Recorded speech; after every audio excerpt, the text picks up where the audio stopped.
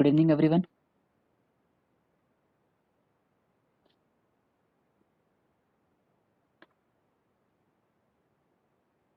Sound और screen सही से सब आ रहा है, आवाज वगैरह सब कुछ सही है।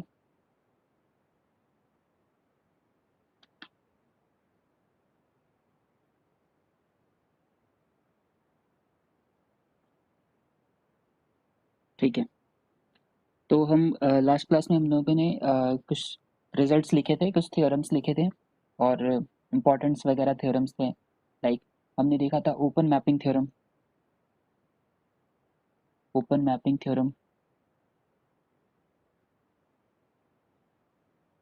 तो ओपन मैपिंग थ्योरम क्या कहता है हमें कि अगर हमारे पास कोई भी नॉन कांस्टेंट इंटायर फंक्शन है, अगर कोई भी नॉन कांस्टेंट एनालिटिक फंक्शन है, नॉन कांस्टेंट एनालिटिक फंक्शन है,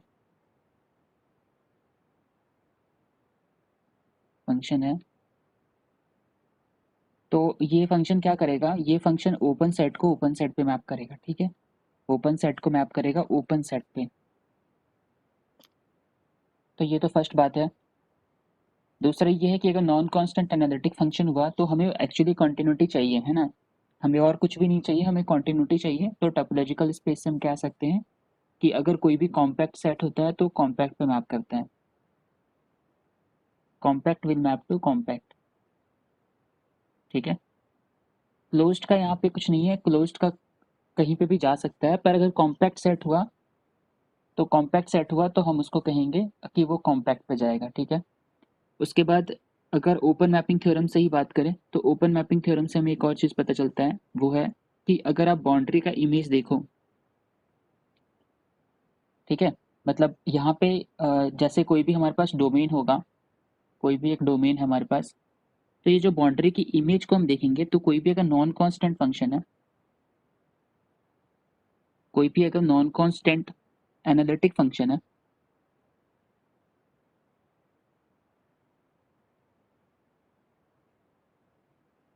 नॉन कांस्टेंट और साथ में एनालिटिक फंक्शन है, तो वो क्या करेगा, कोई भी आप बाउंड्री के इमेज इमेज को देखोगे तो वो क्या करेगा, जैसे मान लो कि हमारे पास कोई एक डोमेन है, हाँ? कोई एक डोमेन है और ये डोमेन के एलिमेंट्स मैप कर रहे हो, तुम कोई फंक्शन बना दिए जो तुम्हारा एनालिटिक फंक्शन है, वो क्या करेगा, इस डोमेन से किसी दूसरे डोमेन पे देखेगा, है ना, क्योंकि दो डोमेन को हम रीड करते हैं एनालिटिक फंक्शन में। जो हम कहते हैं कि ओपन को ओपन पे भेजेगा और क्लोज को क्लोज पे भेजेगा, इसका मतलब है कि यहाँ पे कोई भी एक ओपन सेट लेंगे, यहाँ पे कोई भी एक ओपन सेट लेंगे तो इसका इमेज क्या होगा, यहाँ पे ओपन होगा। तो यहाँ पे इसका इमेज क्या होगा, ओपन होगा, है ना। और अगर तुम इस पॉइंट को उठाओगे, मतलब जैसे ये हमारे पास डी है और ये मान लो डी डैश है, तो ये वाला जो ओपन सेट है, ये ओपन सेट पे मैप होगा। और ये जो हमारे पास बाउंड्री है डी की, ये मैप होगी, ऐसे कंटेन होता है जैसे boundary of function of D जो होता है, मतलब ये जो फंक्शन है हमारे पास, ये क्या है, फंक्शन ऑफ डी है। ठीक है, मान लो कि डोमेन का जो इमेज होगा वो हमेशा सबसेट होगा किसका, फंक्शन ऑफ डोमेन का। समझ रहे हो, फंक्शन का डोमेन निकालोगे, जो भी आएगा फंक्शन का डोमेन, फंक्शन का जो भी डोमेन होगा, ये ऑलवेज ये ऑलवेज जो होगा कंटेन करेगा domain of function of D को, डी डैश को। ठीक है, तो ये एक चीज होता है नॉन कांस्टेंट एनालिटिक फंक्शन में। अभी क्वेश्चन करते हैं इसके ऊपर, बहुत ही इजी क्वेश्चन आता है, बिल्कुल भी टफ नहीं आता। तो सिंपल सा क्वेश्चन है कि अगर मान लो हमारे पास कोई pz पॉलिनोमियल है, ठीक है, विच इज, दोबारा दोबारा बता दूं, देखो कुछ नहीं है, स्टेटमेंट लिखा है हमने बस, कोई प्रूफ नहीं किया हमने हमने ये बस बोला है कि ये हमारे पास फंक्शन है, ये डी डैश है, ठीक है, और ये डी है। तो अगर फंक्शन ऑफ डी का जब तुम इमेज देखोगे तो वो कंटेन किस में होगा, इसके फंक्शन में कंटेन होगा। ये बाउंड्री इस सेट का है और ये जो बाउंड्री है इसके इमेज का बाउंड्री है। ठीक है, ये इसका बाउंड्री ये है डी डैश का। तो डी डैश का जो बाउंड्री होगा ये वाला, ये इसके इमेज में कंटेन होगा। ये एक स्टेटमेंट है, ठीक है, हम इसको प्रूफ नहीं कर रहे हैं, आप इसको याद रख लो। अगर नॉन कांस्टेंट होता है और एनालिटिक फंक्शन होता है तो ऐसा काम होता है। तो एक क्वेश्चन देखते हैं। जैसे मान लो हमारे पास कोई पॉलिनोमियल है, कोई एक पॉलिनोमियल है हमारे पास which is n is equal to 0 से लेकर के कोई कहीं तक डिफाइन है हमारे पास, है ना, और A N Z to the power n है and 1 is lies less than equals to infinity, इसके लिए डिफाइंड है, ठीक है। और ए एन जो है वो बिलोंग करता है हमारे पास c माइनस जीरो में, ठीक है। ए एन बिलोंग करता है हमारा c माइनस जीरो में, और डी हमारे पास कोई डोमेन है which is Z such that mod of Z is less than 1। Then कौन सा करेक्ट होगा ये आंसर करना है, ठीक है। फर्स्ट ऑप्शन है P D is a subset of R, सबसे पहला ऑप्शन ये है P D is a subset of R. दूसरा है B P D is open, P D is open. Third P D is bounded, is bounded, is bounded. और fourth P D is closed, P D is closed, ठीक है। सो ये चार option है हमारे पास। अब बताओ इसमें से कौन सा आंसर करेक्ट होना चाहिए। डी हमारे पास कोई ओपन सेट है, ठीक है।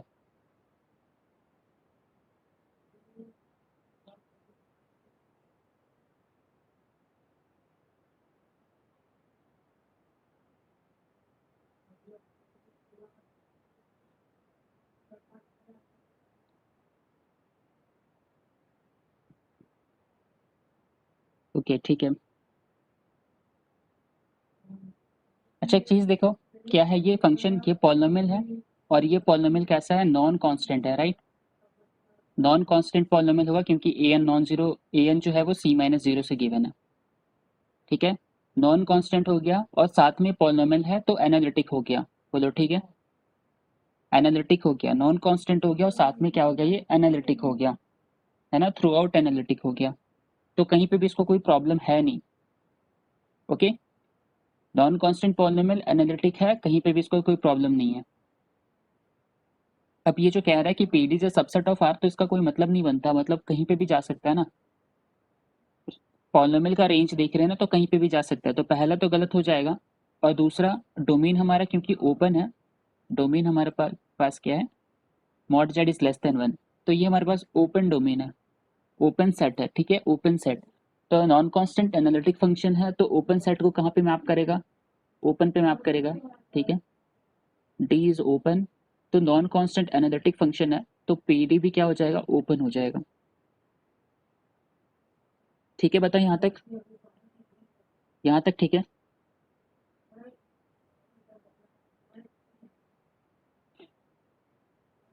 रिप्लाई करो, और लोग भी जल्दी से रिप्लाई करो। अब देखो, तुम लोगों ने सबने आंसर बस बी दिया है ऑप्शन, तुम लोगों ने सी क्यों नहीं दिया। डी हमारा तो डोमेन बाउंडेड है ना, डी क्या हमारे पास बाउंडेड डोमेन है ना। तो अगर बाउंडेड डोमेन पे कोई भी एनालिटिक फंक्शन का जब इमेज निकालोगे तो वो बाउंडेड होता है, बाउंडेड डोमेन पे एनालिटिक फंक्शन का बाउंडेड डोमेन होगा। मोर करेक्ट मैंने कोई पार्ट बी पार्ट से नहीं दिया है, तो आपको सारा ऑप्शंस देखना पड़ेगा, ठीक है, ठीक है। मतलब पीडी बाउंडेड है तो उसको भी एक बार रीड करो ना, मतलब डायरेक्ट आंसर दे करके आंसर तो दे दोगे, कुछ मिस कर जाओगे फिर मतलब सारा जितना कॉन्सेप्ट लगा रहे हो उसका कोई मतलब नहीं बनेगा, क्योंकि जान रहे हो पार्ट सी में जब तक पूरा करेक्ट नहीं है तब तक कोई आंसर नहीं है, ठीक है। तो डी हमारे पास बाउंडेड है, तो नॉन कांस्टेंट एनालिटिक फंक्शन क्या करेगा, बाउंडेड डोमेन को बाउंडेड डोमेन पे भेजेगा, ठीक है। तो मतलब पीडी भी क्या हो जाएगा, बाउंडेड। बताओ ये ठीक है, ये बाउंडेड हो जाएगा। तो 2 और 3 दोनों करेक्ट है, और फोर्थ करेक्ट नहीं है क्योंकि पीडी जो है वो क्लोज्ड है बोल रहा है, जबकि यहाँ पे क्या है, ओपन है। ये कोई मैट्रिक स्पेस नहीं है कि उस सेट ओपन भी होगा और क्लोज भी होगा, लाइक डिस्क्रीट मैट्रिक जैसा, ऐसा यहाँ पे कुछ चीज नहीं है। तो यहाँ पे ये क्लोज्ड एक्चुअली में नहीं होगा, ओपन सेट हमेशा मैप होगा, नॉन कांस्टेंट एनालिटिक फंक्शन है तो ओपन सेट पे मैप होगा। ठीक है, अब एक चीज देखो, एक और चीज, अगर मान लो हमको एक कलेक्शन दे रहे हैं किसी एक सेट का, कोई एक सेट ए बना रहे हैं हम, उसमें एक फंक्शन का कलेक्शन ले रहे हैं, सच दैट कि फंक्शन को हमने डिफाइन किया है, ऐसे फंक्शन का कलेक्शन ले रहे हैं कि फंक्शन को हमने डिफाइन किया है फंक्शन सी से लेकर के सी माइनस जीरो। ठीक है, और साथ में limit mod Z tends to infinity F Z is equals to infinity. ठीक है, ये ऐसा कोई एक सेट बनाया हमने। अब इस सेट की कार्डिनलिटी पूछ रहे हैं कि इस सेट की कार्डिनलिटी क्या होगी। बताओ इसका सेट, इस सेट का कार्डिनलिटी क्या होना चाहिए।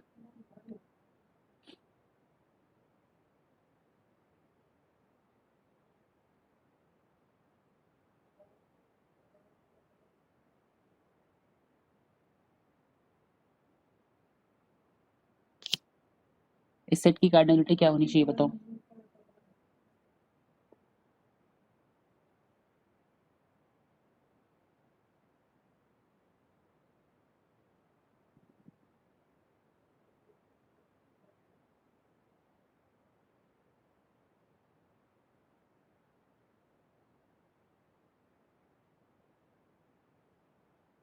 ठीक है, चलो दो आंसर आए अभी, और जल्दी जल्दी करो, आंसर करो, बस लॉजिक है इसके अंदर तो।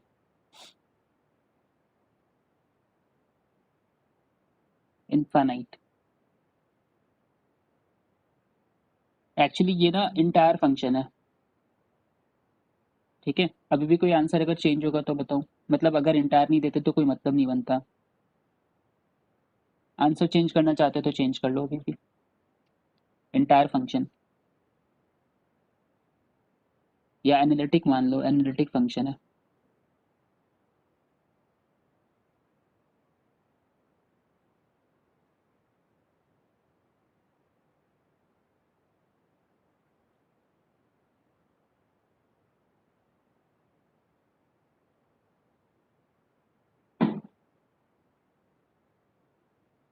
ठीक है, थोड़ा जल्दी जल्दी आंसर दो।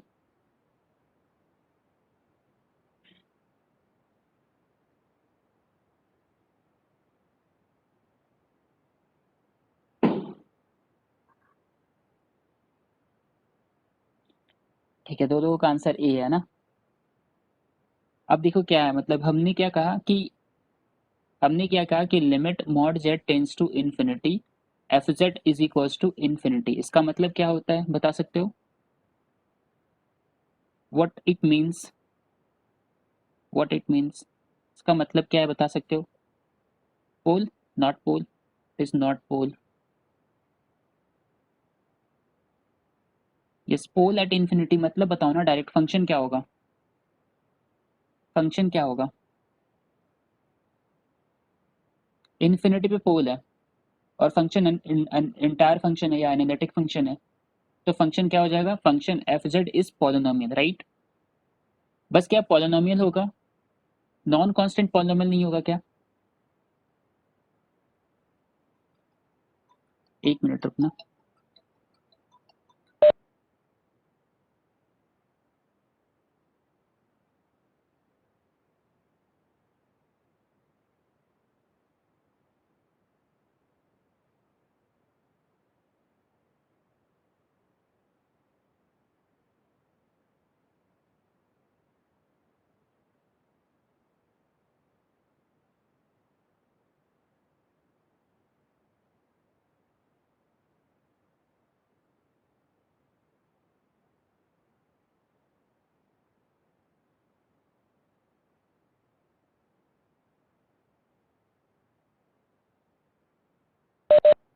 देखो, हाँ तो सही है, ये नॉन कांस्टेंट पॉलिनोमियल होगा। ठीक है, क्योंकि अगर देखो कांस्टेंट होता तो कांस्टेंट कहीं नहीं जाता है। ठीक है, ये जेड टेंस टू इन्फिनिटी पे कहाँ जा रहा है, इन्फिनिटी पे जा रहा है।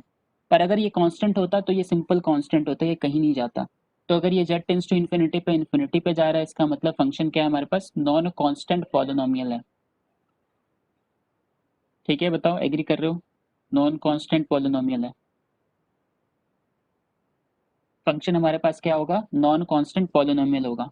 अब एक और चीज देखो, नॉन कांस्टेंट पॉलिनॉमियल हमने बोला, तो नॉन कांस्टेंट पॉलिनॉमियल की रेंज क्या होती है? अगर कोई पॉलिनॉमियल है तो नॉन कांस्टेंट पॉलिनॉमियल की रेंज क्या होगी? कोई भी पॉलिनॉमियल नॉन कांस्टेंट है तो उसकी रेंज क्या होगी? बताओ जल्दी से। नॉन कांस्टेंट पॉलिनॉमियल की रेंज क्या होगी? पूरा का पूरा सी होगा, है ना, पूरा का पूरा सी होगा। पर यहाँ पे इसने क्या दिया है? सी माइनस जीरो, इसने एक पॉइंट को छोड़ दिया, इसने एक पॉइंट को छोड़ दिया। पर ये फंक्शन कांस्टेंट नहीं हो सकता, पर ये फंक्शन कांस्टेंट नहीं हो सकता क्योंकि ये कंडीशन इसको रोक रहा है कांस्टेंट होने से। बात को समझ रहे हो? इस ये कंडीशन जो है वो कांस्टेंट होने से रोक रहा है, ये फंक्शन, ये कंडीशन इसको नॉन कांस्टेंट होने से रोक रहा है। तो मतलब ऐसा कोई फंक्शन एग्जिस्ट नहीं कर सकता, ठीक है? तुम कांस्टेंट नहीं बोल सकते हो, बी को करेक्ट नहीं कर सकते हो, ठीक है? तो ये वाला जो कंडीशन है, ये कंडीशन बोल रहा है कि आपका फंक्शन नॉन कांस्टेंट होना चाहिए, ये बोल रहा है कि आपका फंक्शन नॉन कांस्टेंट, ये कह रहा है नॉन कांस्टेंट पॉलिनॉमियल, ये कह रहा है पॉसिबल ही नहीं है ना? तो इसका मतलब आंसर क्या हो जाएगा यहाँ पे? Zero. A is correct answer.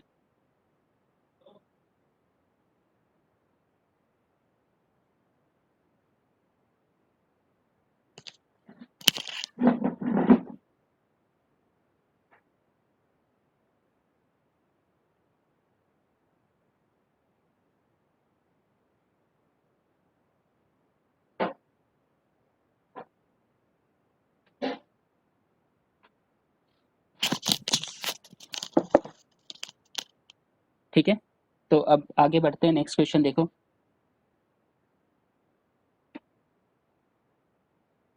अ, मैं एक चीज और बताना चाहता हूँ, which is Riemann removal singularity. ठीक है, रीमान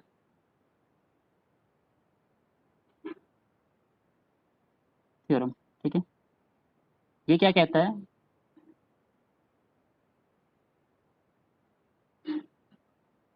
एनालिटिक फंक्शन है ना, पर पॉलिनॉमियल तो पूरा का पूरा सी होता है।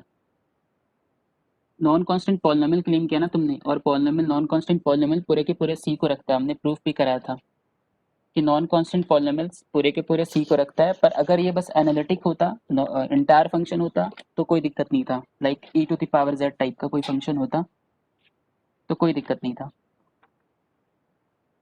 बताओ कोई दिक्कत है? ओके, देखो, अगर हमारे पास फंक्शन कोई एनालिटिक फंक्शन है, मान लो कि f is any analytic function, f is any analytic function, f कोई एनालिटिक फंक्शन है on domain D, on domain d, ठीक है, एक्सेप्ट फाइनाइट पॉइंट्स। मान लेते हैं यहाँ पे, सबसे पहले मान लेते हैं एक पॉइंट्स को छोड़ के, ठीक है, बाकी उसके बाद हम प्रूफ कर लेंगे बाकी सारे पॉइंट्स के लिए।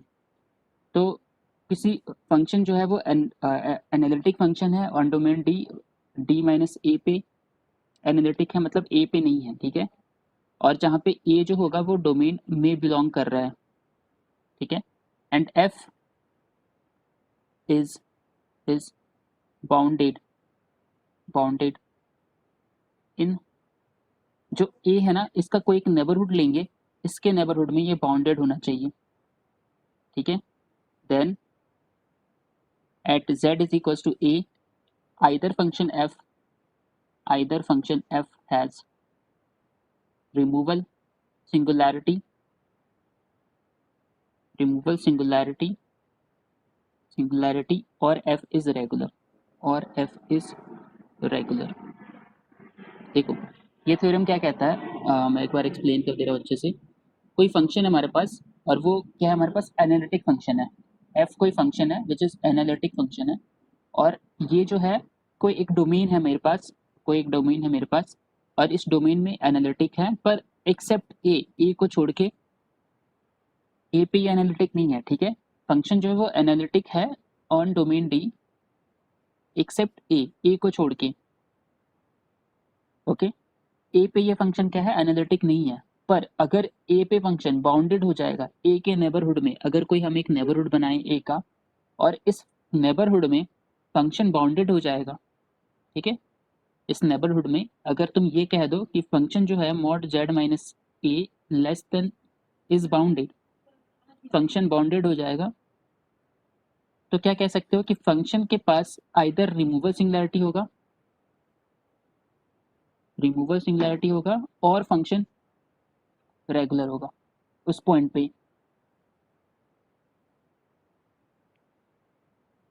और एफ इज रेगुलर। बोलो समझ में आ रहा है थ्योरम क्या कह रहे हैं? थ्योरम क्या कह रहा है समझ में आ रहा है? फंक्शन एनालिटिक है किसी डोमेन पे और किसी एक पॉइंट को उसने स्किप कर दिया, एक पॉइंट पे वो कह रहा है कि मतलब एनालिटिक नहीं भी है तो भी अगर बाउंडेड हो गया ना तो फंक्शन उस पॉइंट पे एनालिटिक हो जाएगा, उस पॉइंट पे रेगुलर रिमूवल सिंगुलैरिटी हो जाएगा और रेगुलर हो जाएगा और फिर उसको मतलब हम एक्सपेक्ट मतलब पूरे के पूरे डोमेन पे फिर एनालिटिक कह सकते हैं, है ना? तो एक पॉइंट के लिए देखो हम कैसे प्रूफ करते हैं, छोटा सा प्रूफ है।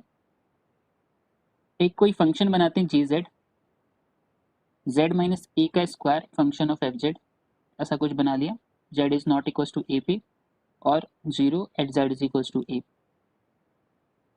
ठीक है? इसको ए के अराउंड डिफरेंशिएट करो, जब इसको डिफरेंशिएट करोगे तो देखो क्या होगा, यही तो करना है, Z minus A, so which is equal to limit Z tending to A, Z minus A का square of F Z minus zero, zero को छोड़ दे रहे हैं, जेड माइनस ए आ गया, यहाँ से यहाँ कैंसिल हो गया, ओके। अब जीरो इंटू, देखो ए के नेबरहुड में फंक्शन बाउंडेड है, यहाँ पे यूज आ रहा है Z minus A is less then infinity, ठीक है? जो हम नेबरहुड बना रहे हैं ए के अराउंड, जो हम ए के अराउंड नेबरहुड बना रहे हैं तो फंक्शन इस नेबरहुड में क्या हो रहा है, बाउंडेड हो रहा है, ठीक है? इस नेबरहुड में क्या हो रहा है, बाउंडेड हो रहा है, तो हम जीरो इंटू बाउंडेड लिख सकते हैं and which is equal to zero, बताओ। और ये एक्चुअली में क्या है, डेरिवेटिव है एट ए, फंक्शन का डिफरेंशिएशन है ए पे और वो जीरो आ रहा है, ठीक है? हमने जी जेड बनाया एक फंक्शन एफ जेड की हेल्प से और हम दिखा दे रहे हैं कि फंक्शन जी जेड जो है ए पे क्या है, एनालिटिक है, एनालिटिक हो गया ना, मतलब डिफरेंशिएशन एग्जिस्ट कर गया, तो बताओ समझ आ रहा है? प्रूफ दे रहा हूँ जो मैंने स्टेटमेंट लिखा था अभी,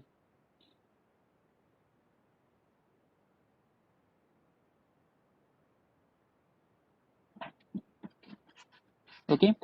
तो इसका मतलब G is analytic, G is analytic, G is analytic in, इस डोमेन में एनालिटिक हो गया जी, ओके। तो अगर जी एनालिटिक हो गया तो एक सीरीज बना सकते हो, टेलर सीरीज, जेड नॉट के नेबरहुड में एक टेलर सीरीज बना सकते हैं। डेफिनेशन कुछ नहीं कह रहा हूँ, डेफिनेशन ये कह रहा हूँ कि फंक्शन हमारे पास एनालिटिक है किसी डोमेन पे और एक्सेप्ट कोई पॉइंट्स को छोड़ दिया है, बाद में हम बोलेंगे except finite number of points, ठीक है? या काउंटेबल नंबर ऑफ पॉइंट्स भी बोल सकते हो। तो यहाँ पे क्या हो रहा है, किसी एक पॉइंट को छोड़ दिया और बाकी सब जगह फंक्शन एनालिटिक है, पर एक कंडीशन हमने ऐड किया कि फंक्शन इस पॉइंट पे क्या है, बाउंडेड है, मतलब इस पॉइंट के नेबरहुड में फंक्शन क्या है, बाउंडेड है। अगर तुम नेबरहुड बनाओगे ए के अराउंड, वहाँ पे फंक्शन बाउंडेड होगा, तो फंक्शन के पास या तो रिमूवल सिंगुलैरिटी हो सकता है या फिर फंक्शन रेगुलर होगा और कुछ नहीं हो सकता, ठीक है? तो उसी का हम प्रूफ कर रहे हैं, फंक्शन एनालिटिक है, एक पॉइंट को स्किप कर दे रहे हैं, पर जिस पॉइंट को स्किप किया है उसके नेबरहुड में फंक्शन बाउंडेड हो रहा है और फिर हम कह रहे हैं कि अगर इसके नेबरहुड में फंक्शन बाउंडेड हो रहा है तो फंक्शन या तो रिमूवल सिंगुलैरिटी रखता होगा या तो रेगुलर होगा, बताओ, ठीक है? फिर हमने एक जी जेड बनाया एफ जेड की हेल्प से और उसका डिफरेंशिएशन निकाला है और उसका डिफरेंशिएशन जीरो आ गया, मतलब फंक्शन इसके नेबरहुड में डिफरेंशिएबल है, तो फंक्शन एनालिटिक भी हो गया ना, क्योंकि सारी जगह पे तो एनालिटिक है ही। और फंक्शन वैसे भी तुम देख लो, नॉट इक्वल टू ए के लिए फंक्शन एनालिटिक है, एफ जेड एनालिटिक है, जेड माइनस ए का स्क्वायर एनालिटिक है, तो ओवरऑल फंक्शन एनालिटिक है। प्रॉब्लम कहाँ पे था, जीरो पे था, तो जीरो पे फंक्शन एनालिटिक निकल गया, तो फंक्शन एनालिटिक हो गया, बताओ।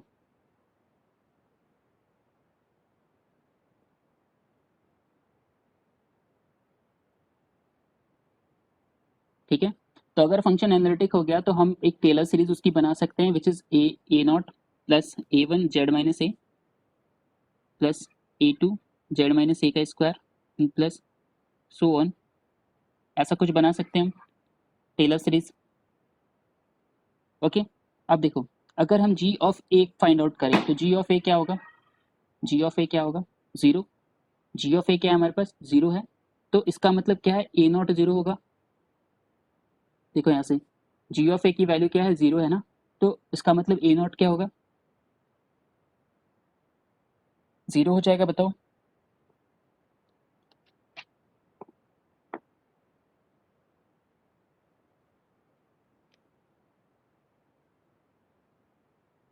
ठीक है, अच्छा, तो इसका मतलब अब हम जी जेड को कैसे लिख सकते हैं, now we can write G Z as a1 z minus A plus a2 z minus A का square and plus so on like this, ऐसे लिख सकते हैं। बताओ ठीक है ये। पर एक चीज देखो, यहाँ से हम डायरेक्ट एक और चीज कह सकते हैं कि a1 क्या होता है, a1 होता है, अगर आपने टेलर सीरीज बनाया है तो an लिखा है और an को क्या लिख सकते हैं, fn 0 upon n factorial, right. तो a1 क्या हो जाएगा हमारे पास, डेरिवेटिव एट 0 अपॉन 1 फैक्टोरियल, तो इसका मतलब a1 की वैल्यू क्या आ गई, 0, क्योंकि आप डिफरेंशिएशन निकाल चुके हो, डिफरेंशिएशन की वैल्यू 0 है यहाँ पे, तो a1 की वैल्यू 0 होगी, बताओ। तो जीजेड अब कैसे लिख पाएंगे, जीजेड को a2 z माइनस ए का square plus a3 z minus A का cube plus and so on. बताओ यहाँ तक ठीक है। अब ये जो भी डिफाइन किया हुआ है हमने z के नेबरहुड में डिफाइन किया, जहाँ पे भी टेलर सीरीज एग्जिस्ट होता है। तो gz एक्चुअली में है क्या, z माइनस ए का square into function of fz। अब अगर यहाँ से तुम z माइनस ए का स्क्वायर कॉमन RHS से निकालोगे तो क्या आएगा तुम्हारे पास, a2 plus a3 z minus A and plus so on, ठीक है। You can cancel out this, तो फंक्शन fz हमारे पास क्या बन जाएगा, a2 plus a3 z minus A and plus so on like this, है ना। तो इसका मतलब क्या हो गया, इसके पास कोई भी इसके पास कोई भी टर्म नहीं है ना, इसके पास कोई भी प्रिंसिपल पार्ट का टर्म तो आया नहीं, नेगेटिव में तो गया ही नहीं। टेलर सीरीज हम डिफाइन कर पाए थे क्योंकि वहाँ पे फंक्शन एनालिटिक था, तो इसके पास कोई भी प्रिंसिपल पार्ट का टर्म नहीं है। इसका मतलब हो गया कि फंक्शन जो होगा एफ इज आइदर रेगुलर, और क्या पता ये एनालिटिक भी हो जाए, either removal singularity, F is either removal singularity और regular at z is equal to A. बोलो ठीक है, ये चीज़ ठीक है, समझ में आ गया। थ्योरम स्टेटमेंट क्या था, फंक्शन हमारे पास क्या था, एनालिटिक था लेकिन एक पॉइंट को छोड़ के, और उस पॉइंट पे फंक्शन हमारा क्या था, बाउंडेड था, उस पॉइंट के नेबरहुड में फंक्शन बाउंडेड था। तो हम कह सकते हैं कि फंक्शन जो है उस पॉइंट पे या तो रिमूवल सिंगुलैरिटी रखेगा या फिर रेगुलर होगा at z is equal to A पे, ठीक है। इसको रीमान रिमूवल सिंगुलैरिटी बोलते हैं, थ्योरम भी बोलते हैं, क्योंकि ये क्या कर रहा है ना, उस चीज़ को हटा दे रहा है, उस सिंगुलैरिटी को हटा दे रहा है। रिमूवल सिंगुलैरिटी आ गया ना, तो उसको हटा करके फंक्शन को क्या कर देता है, ये इंटायर एनालिटिक बना देता है। तो instead of using one point you can write also countable number of points, है ना, कि function F is analytic on domain D except एक चीज ध्यान रखने वाली बात है यहाँ पे कि फंक्शन जो है अनकाउंटेबल पे भी चलेगा बात, लेकिन बस इसके पास लिमिट पॉइंट नहीं आना चाहिए, ठीक है। अदरवाइज वहाँ पे फंक्शन जो होगा दिक्कत देगा, है ना। हम जो भी काम कर रहे हैं वो आइसोलेटेड सिंगुलैरिटी पे काम कर रहे हैं, तो उससे बेटर है कि हम फाइनाइट लिखते हैं यहाँ पे, है ना। F is analytic on domain D except finitely many points, ठीक है, but F is bounded finitely many points a1 a2 and so on an, ठीक है। But function f is bounded in the neighborhood of in the neighborhood of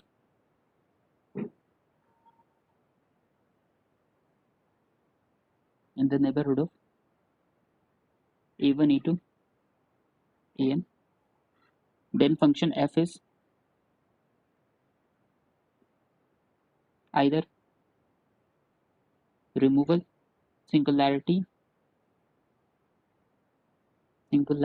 or regular at z is equals to ai, ठीक है। बस उसी का extension कर दिया है और कुछ नहीं है। प्रूफ एक पॉइंट पे किया जाता है और फिर इसको एक्सटेंड कर दे रहे हैं वैसे, है ना। हमने प्रूफ एक पॉइंट पे किया और इसको फिर एक्सटेंड कर दे रहे हैं, बताओ ठीक है।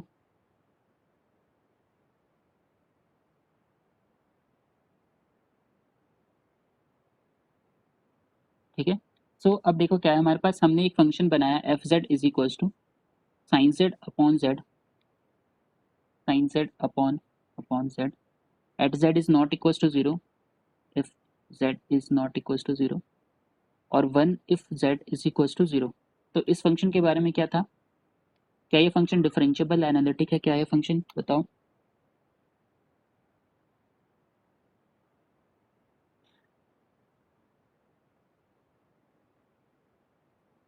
क्या है फंक्शन ये बताओ। एनालिटिक है, वेरी गुड। अब देखो एक और चीज यहाँ पे लिखा रहा हूँ, एक और चीज यहाँ पे लिखा रहा हूँ, वो क्या है। अभी हमने क्या देखा था, इस एक्सटेंशन में हमने क्या देखा कि फंक्शन जो है वो ए के नेबरहुड में क्या था, बाउंडेड था, राइट। फंक्शन ए के नेबरहुड में बाउंडेड था। अगर फंक्शन ए के नेबरहुड में कॉन्टिन्यूअस हो गया ना, तो फंक्शन एनालिटिक हो जाएगा, फिर रिमूवर सिंगुलैरिटी वाला पार्ट हट जाएगा, ठीक है। यहाँ पे जो हमने एक रिमूवर सिंगुलैरिटी का टैग रख रखा है और रेगुलर का, तो यहाँ पे दो बातें कह रहे हैं, ठीक है। हम श्योर नहीं है कि कौन सी बातें होंगी, या रिमूवल होगा या रेगुलर होगा, नहीं पता। पर यहाँ पे क्या था, बाउंडेड था, तब हम कह सकते हैं रिमूवल या रेगुलर, ठीक है। लेकिन अगर फंक्शन सेम कंडीशन होल्ड करे लेकिन फंक्शन कंटिन्यूअस हो जाए, तो हम कह सकते हैं कि फंक्शन क्या होगा, एनालिटिक हो जाएगा, ठीक है। उसी को देख लो, थर्ड पॉइंट, थर्ड पॉइंट इसी चीज का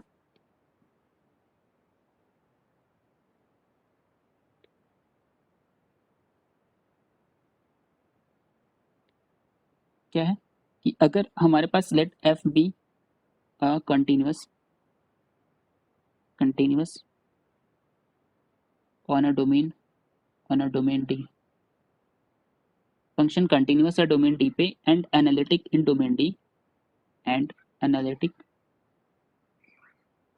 इन domain D, analytic in domain D except finite number of points, right, except finite number of points, except finite number of points। और हमने पहले ही बोल दिया कि फंक्शन जो है वो कंटिन्यूअस है पूरे के पूरे डोमेन डी पे, राइट। फंक्शन जो है वो कंटिन्यूअस है पूरे के पूरे डोमेन डी पे, और फंक्शन जो है वो एनालिटिक है डोमेन डी पे पर कुछ नंबर ऑफ पॉइंट्स को छोड़ के। तो हम कह सकते हैं कि function F is analytic, then function F is analytic, analytic in domain D. बोलो ठीक है ये बात।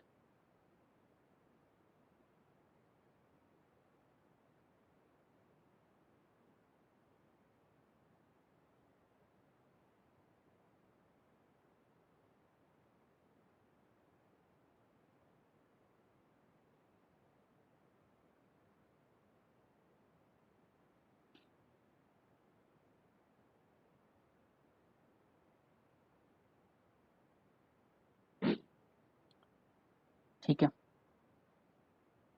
तो अब एक और चीज लिखते हैं विच इज स्वाज लेमा, और स्वाज लेमा के बाद फिर हम क्वेश्चंस करेंगे, कुछ देखेंगे क्वेश्चंस के बारे में, ठीक है। तो स्वाज लेमा देख लेते हैं। एक्चुअली में स्वाज लेमा देखो क्या है, स्वाज लेमा का थ्योरम प्रूफ बहुत बड़ा बड़ा है, ठीक है। तो हम बस उसके स्टेटमेंट्स को देखेंगे, याद करने की कोशिश करेंगे, राइट। और स्वाज लेमा डायरेक्ट आता है, अगर आपको अप्लाई करने आ गया तो आप डायरेक्ट लिख सकते हो उसका आंसर स्वाज लेमा का।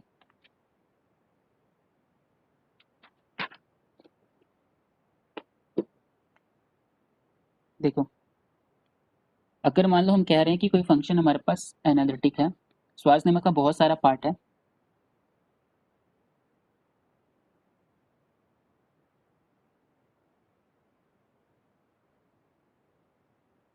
ये एकमात्र ऐसा फॉर्मूला जिसको मैं बोलूँगा कि रट्टा लगा लो, क्योंकि इसका कोई और तोड़ है नहीं, ठीक है। तुम्हें याद करना पड़ेगा इसको, इसका कोई सॉल्यूशन नहीं है, कोई ट्रिक नहीं है। फंक्शन हमारे पास क्या है, एनालिटिक होना चाहिए, लेकिन जो हम डिस्क ले रहे हैं वो यूनिट डिस्क है, ठीक है। ये जो डेल्टा ले रहे हैं ये यूनिट डिस्क है। डेल्टा क्या है हमारे पास, डेल्टा हमारे पास Z such that mod of Z is less than 1, ठीक है। हमने एक यूनिट डिस्क लिया है और यूनिट डिस्क से मैप कर रहे हैं, ठीक है। Sometimes it will define on, मतलब क्लोज डिस्क। क्लोज डिस्क का मतलब क्या हो गया कि आप यहाँ पे इक्वालिटी होल्ड कर रहे हो, ठीक है। बात आ रही समझ में। यहाँ पे जैसे इसने समटाइम्स ये क्या कर देता है, क्लोज कर देता है, तो यहाँ पे इनइक्वालिटी होल्ड जाती है। अब इसका मतलब ही क्या हो गया कि आपका कोई भी फंक्शनल वैल्यू आएगा वो always less than equal to 1 आएगा, ठीक है। और अगर कभी सी में डिफाइन किया तो इसको अलग से डिफाइन करता है, इस पॉइंट को अलग से डिफाइन करता है। कभी भी डेल्टा से सी में डिफाइन किया है तो इस पॉइंट को अलग से डिफाइन करता है। आप कोडोमेन तो कुछ भी ले सकते हो, मेन मैटर क्या करता है, रेंज। अगर यहाँ से यहाँ पे फंक्शन एनालिटिक है या मान लो हम सी में लेके चल रहे हैं, अगर आपको दिख जाए डेल्टा क्लोजर तो भी कोई दिक्कत नहीं है, ठीक है। साथ में कंडीशन क्या गिवन होगी कि फंक्शन जो हमारे पास वो क्या होगा, बाउंडेड होगा। मतलब फंक्शन जो होगा उसका वैल्यू जो होगा mod of F Z is less than equal to 1 and f of 0 is equal to 0। ये पहला कंडीशन है। दूसरी कंडीशन में ये कहेगा कि फंक्शन हमारे पास सेम है डेल्टा से और ये डेल्टा से जा रहा है सी पे विच इज एनालिटिक और डेल्टा जो है हमारे पास mod Z is less than 1 है। और साथ में क्या है, फंक्शन ऑफ एफ जेड जो है वो लेस देन इक्वल टू 1 है, बट अब जो जीरो है वो zero f at zero f z has zero of order n at z is equal to 0 of order n। अभी भी जीरो पे ही बात कर रहे हैं, ठीक है, दोनों में जीरो पे ही बात करेंगे। फर्स्ट में गिवन है जीरो पे जीरो, वहां से ये क्लेम नहीं होता। फर्स्ट में गिवन है जीरो से जीरो, वहां पे ये क्लेम नहीं होता कि फंक्शन का ऑर्डर क्या है, जीरोस का ऑर्डर क्या है। सेकंड में ये क्लेम होता है कि फंक्शन के जीरोस का ऑर्डर कितना है, ठीक है। तो यहाँ पे हम क्या इंप्लाई कर सकते हैं और नीचे क्या इंप्लाई कर सकते हैं, यहाँ पे हम इंप्लाई कर सकते हैं। फर्स्ट थिंग जो हम इंप्लाई कर सकते हैं कि मॉड ऑफ एफ जेड जो होगा वो always less than equal to mod Z होगा। और सेकेंड चीज डेरिवेटिव जीरो की बात करेंगे, डिफरेंशिएशन एट जीरो की बात करेंगे यहाँ पे बस, which is also less than equal to 1। ये भी हमेशा क्या होगा, लेस देन इक्वल टू 1 होगा। और यहाँ पे क्योंकि ऑर्डर हमारे पास n है तो यहाँ पे क्या होगा, मॉड ऑफ एफ जेड जो होगा which is less than equal to mod z to the power n। और सेकेंड जो हमारे पास मॉड, यहाँ पे डेरिवेटिव n की बात करेंगे which is less than equal to n factorial, right, ठीक है। अब इस पे क्वेश्चन देख लो, जैसे हमने ये डिस्क्राइब किया है, ये लिखा है, इसी के बगल में क्वेश्चन लिख लेते हैं समझने के लिए किसके कैसे क्वेश्चन पूछे जा सकते हैं। तो हमारे पास कोई फंक्शन डिफाइन किया हुआ है, which is delta to delta closure, कोई दिक्कत नहीं है अगर ऐसा भी कह रहे हैं तो। बात यहाँ पे बस ये देगा कि f of 0 is equal to 0, ठीक है। ये वाली कंडीशन यहाँ पे ऑटोमेटिकली होल्ड कर रही है, तो कभी ऐसा दे देगा तो तुम समझ लेना, है ना। और ये फंक्शन एनालिटिक है, बोलो ठीक है। अब ये वैल्यू दे रहा है एफ ऑफ हाफ पे, वैल्यू जो आ रही है वो हमारे पास आ रही है 3/4, ठीक है, first option. Second option F of half की value 1/4। Third option F of 0 की वैल्यू दे रखा है इन्होंने, so F Z is equal to Z. और fourth F Z is less than equal to Z mod Z. बताओ अगर ऐसा क्वेश्चन है तो क्या आंसर करोगे,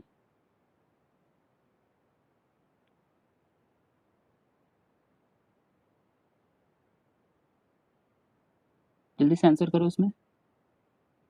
ए बी डी,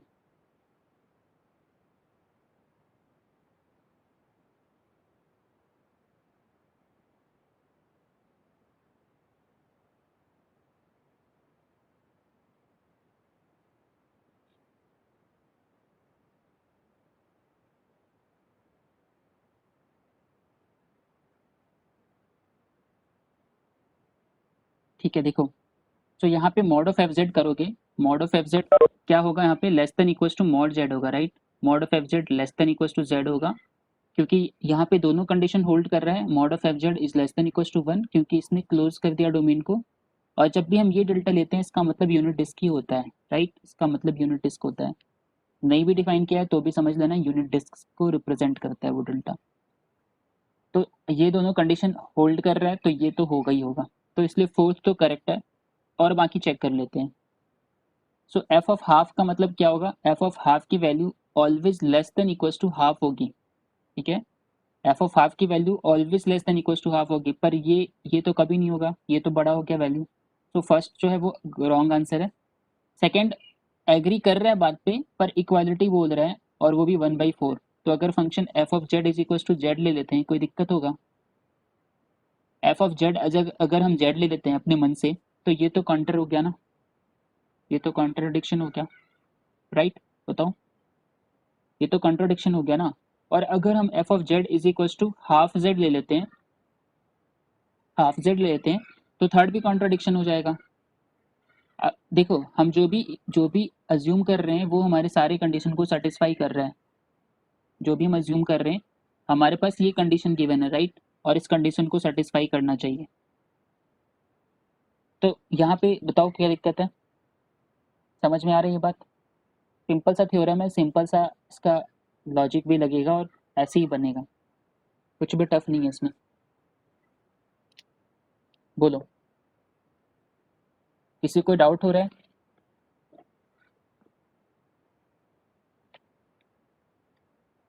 कोई दिक्कत है किसी को? जल्दी जल्दी बोलो।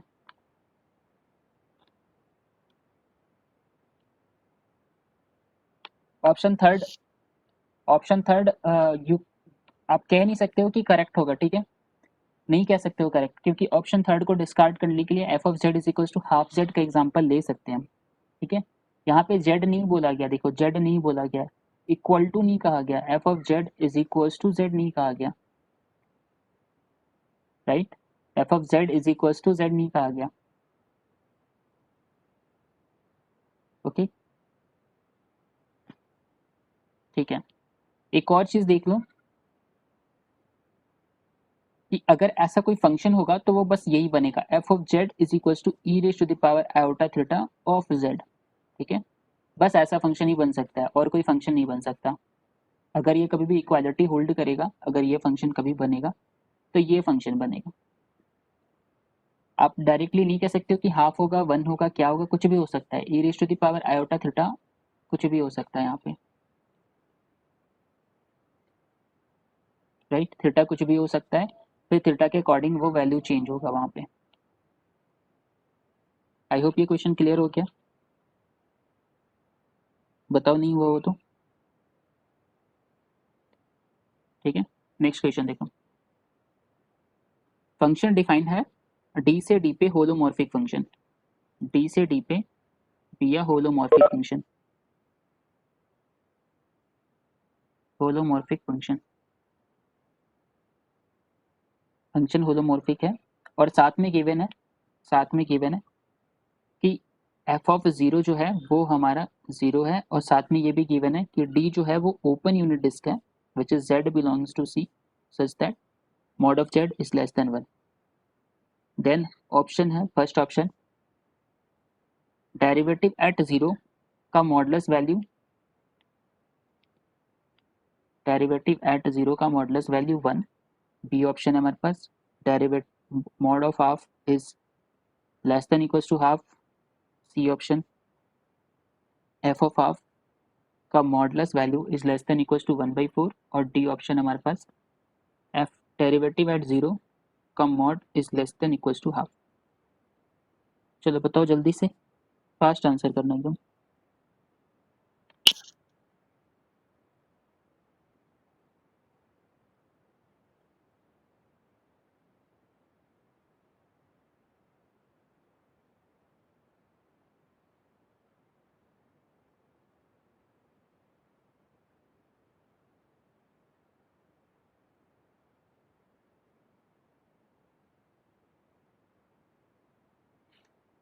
ठीक है, ये सी एस आई का क्वेश्चन है, जल्दी से आंसर बताओ। रिजल्ट बस इतना सा है कि फंक्शन अगर डेल्टा से डेल्टा डैश पे जा रहा है और एनालिटिक है, एनालिटिक है, अब इसको रट्टा मार लेना एकदम, ठीक है? तो दो कंडीशन होगा, mod of F Z is less than equals to 1 और f at zero is equals to 0। Then हम कहेंगे पहला बात कि मॉड ऑफ एफ जेड जो होगा वो less than equals to mod of Z होगा, और दूसरा बात कहेंगे कि derivative at zero is always less than equals to 1, ठीक है? तुम चाहो तो इस क्वेश्चन को बिना किसी थ्योरम के कर सकते हो, क्या बिना किसी थ्योरम के कर सकते हो चाहो तो इस क्वेश्चन को।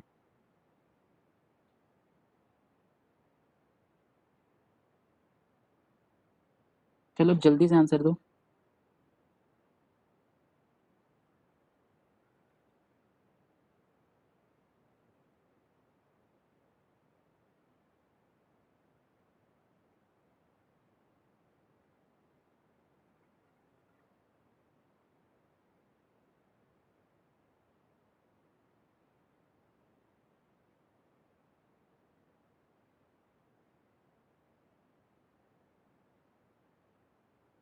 ठीक है। सो अब देखो क्या है, फर्स्ट तो होल्ड नहीं करेगा, first is equals to one कह रहा है ना, इज इक्वल्स टू वन कह रहा है, पर ऐसा कोई जरूरी नहीं है, हमने बताया। आप काउंटर एग्जांपल सोच लिया करो, ठीक है, हाफ ऑफ जेड ऐसा कुछ ले लेंगे तो भी हमारा सारा कंडीशन होल्ड करेगा। डेरिवेटिव करोगे हाफ आ जाएगा वैल्यू, इक्वालिटी नहीं, गलत आंसर, ये ऑप्शन गलत है। ठीक है, बी जो है वो करेक्ट है क्योंकि mod of F Z is less than equal to Z given है यहाँ पे, which is correct, B is correct answer. C जो है वो क्या करेक्ट होगा, नहीं करेक्ट होगा है ना, सी करेक्ट नहीं होगा, सी करेक्ट नहीं होगा। F of Z is equal to Z ले लो, ठीक है, तो एफ ऑफ हाफ की वैल्यू क्या आएगी, हाफ, हाफ क्या less than equal to one by four है, नहीं ना, so C is not correct, right.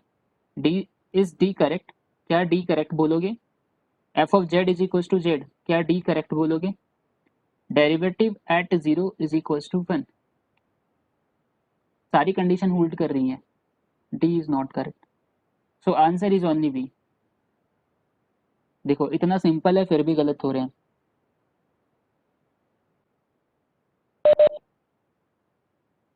बोलो ठीक है, सब कुछ सारा ऑप्शन सही है, मतलब अभी कोई दिक्कत है इस ऑप्शंस में, कोई ऑब्जेक्शन किसी को।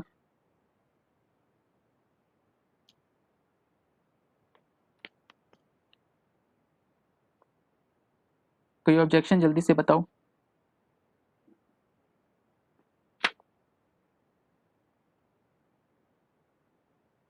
जल्दी से बताओ, कोई दिक्कत है किसी को।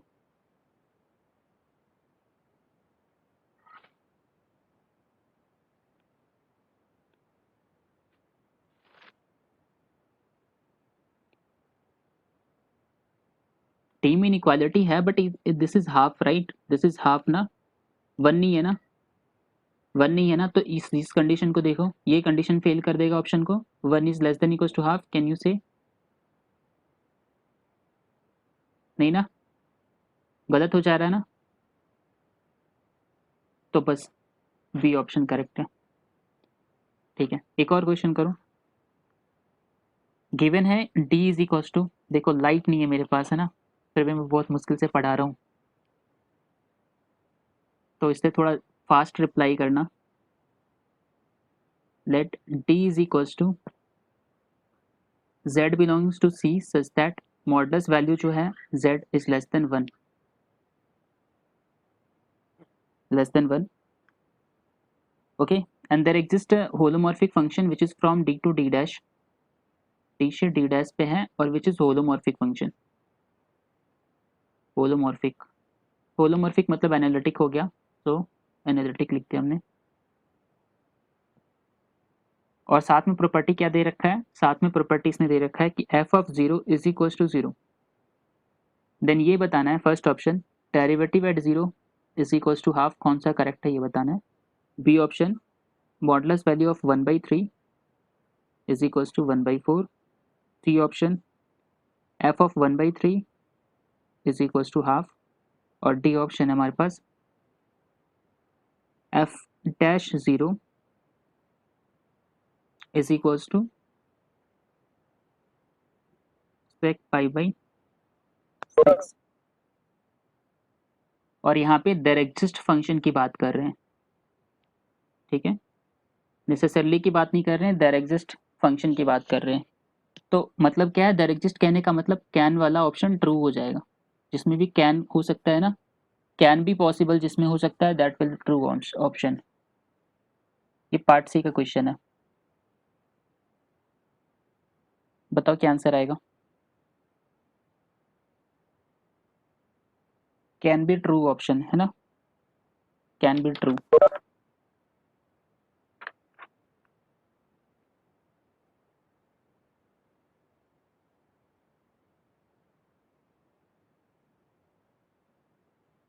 एक्चुअली इसके कुछ ऑप्शंस तुमसे भी नहीं बनेंगे, तो आप ट्राई करो, देखो कितने ऑप्शंस आप डिस्कार्ड कर सकते हो और कितने ऑप्शन करेक्ट कर सकते हो, ये देखो क्योंकि कैन का ऑप्शन है ना, ये बताओ कि कितने ऑप्शन आप करेक्ट हो सकते हो।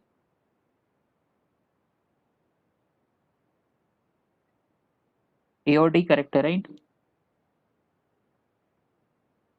अच्छा ये बताओ sec ऑफ पाई बाई 6 की वैल्यू क्या है? cos पाई बाई 6 की वैल्यू का हाफ मतलब 1 by cos pi by 6, right? और cos pi by 6 2 by root 3, right? So which is something like 2 by 1 point something 1.732 ऐसा कुछ होगा ना, which is greater than 1। ये तो पॉसिबल ही नहीं है, क्योंकि क्योंकि स्वाज लेमा से क्या हो सकता है, mod of fz should be less than equals to mod z and differentiation of 0 should be less than 1, right? So d possible ही नहीं हो सकता, d तो रॉन्ग हो जाएगा क्योंकि ये ग्रेटर देन 1 आ रहा है वैल्यू, रॉन्ग, राइट? अब a जो है वो करेक्ट है क्योंकि आप बना सकते हो function f of z is equals to half of z, which is correct answer, a is correct। b correct अभी हम नहीं कह रहे हैं, सी के बारे में कुछ नहीं कह रहे हैं, we will write a theorem, मतलब एक और रिजल्ट लिखेंगे, एक दो रिजल्ट और है सॉइस का, उसके बाद वो क्लियर होता है, ठीक है? सो वी विल मतलब हम इस पे वापस से आएंगे और फिर इसको डिस्कस करेंगे, है ना? अभी हमारे पास कोई ऑप्शन नहीं है, अगर आपके पास कोई फंक्शन ऐसा बना पा रहे हो तो बताओ, कोई फंक्शन बना पा रहे हो?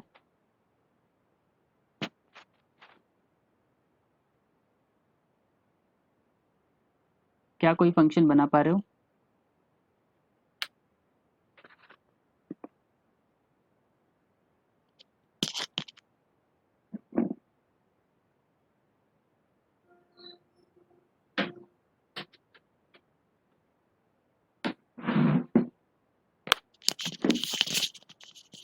ओके, तो हम इस पे वापस से आएंगे और फिर दोबारा से देखेंगे, इस क्वेश्चन को करने की कोशिश करेंगे, राइट? ठीक है, इस क्वेश्चन को दोबारा से करने की कोशिश करेंगे।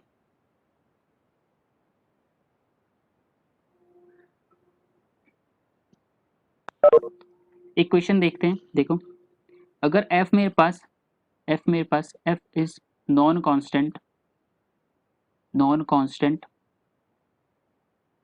एनालिटिक फंक्शन, f हमारे पास कोई नॉन कांस्टेंट एनालिटिक फंक्शन है डिफाइंड ओवर c, सो ठीक है, विच ऑफ द फॉलोइंग और which one of the following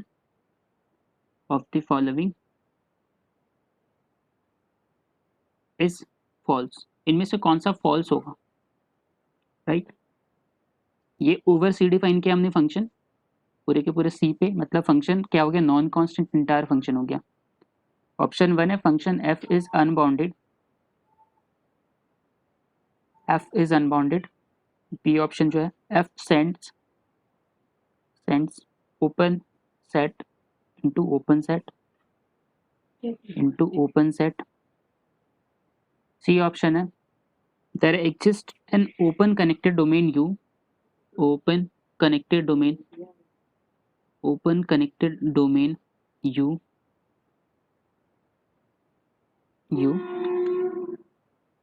अगर हम इसको रिस्ट्रिक्ट कर दें on which f is never zero, u पे ये जीरो नहीं है, ठीक है? बट अगर इस फंक्शन का रिस्ट्रिक्शन ले ले u पे ऊपर, रिस्ट्रिक्शन फंक्शन जान रहे हो ना, मतलब ये फंक्शन हमारे पास क्या था, c से c पे था, तो अब इसको रिस्ट्रिक्ट कर दिया हमने, इस फंक्शन को u से c पे कर दिया, ठीक है? मतलब अब बस u की इमेज देखना चाह रहे हैं, फंक्शन पहले पूरे c से c पे मैप हो रहा था, मतलब जहाँ कहीं भी मैप हो रहा हो, तो अब हम बस u को देखना चाहते हैं, यहाँ पे कोई u है, अब ये फंक्शन बना दिया हमने, अब ये कहाँ मैप होगा, सो this is your restriction function over u, attain its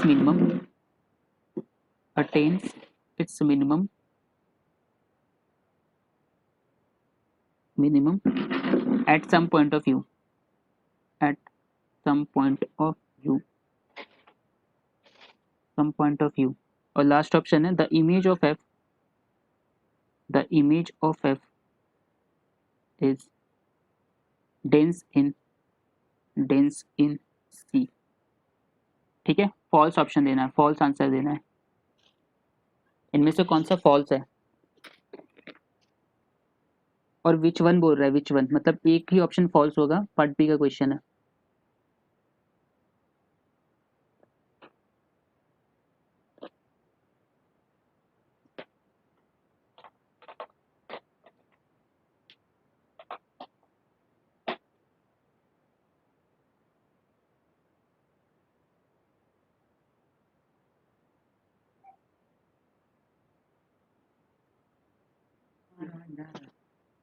board में ले रहा।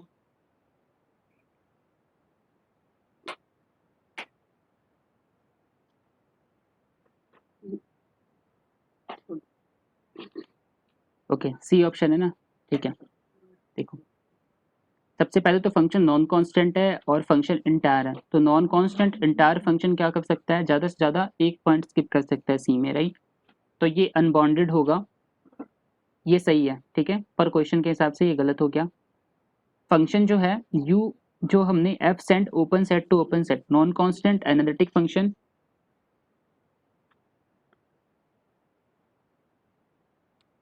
आवाज आ रही होगी, आवाज क्यों नहीं जा रही है?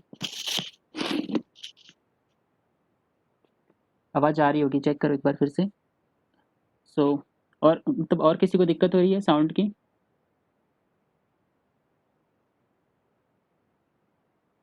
ठीक है, तो फंक्शन अनबाउंडेड होगा, लेकिन हमें फॉल्स ऑप्शन देना है, सो नहीं। F send open set into open set non constant analytic function open set को ओपन सेट पे भेजता है, विच इज करेक्ट। ऑप्शंस के हिसाब से रॉन्ग आंसर हो गया। और लास्ट में देख लो, हम क्या कह रहे हैं कि फंक्शन नॉन कांस्टेंट है, फंक्शन नॉन कांस्टेंट है और साथ में एनालिटिक फंक्शन है, साथ में एनालिटिक फंक्शन है ऑन सी, तो इंटायर हो गया एक्चुअली। तो नॉन कांस्टेंट इंटायर फंक्शन है, तो ये ज़्यादा से ज़्यादा कितने पॉइंट्स को छोड़ सकता है, एक पॉइंट को स्किप कर सकता है, can skip at most one point. C में से कोई भी एक पॉइंट को एट मोस्ट स्किप कर सकता है, या तो पूरा का पूरा सी होगा। तो इन दोनों केस में फंक्शन तो डेंस हो गया ना सी में, इन दोनों के दोनों केस पे फंक्शन का क्लोजर निकालोगे तो ये पूरा का पूरा सी ही आ जाएगा ना, तो डेंस हो गया इसका मतलब।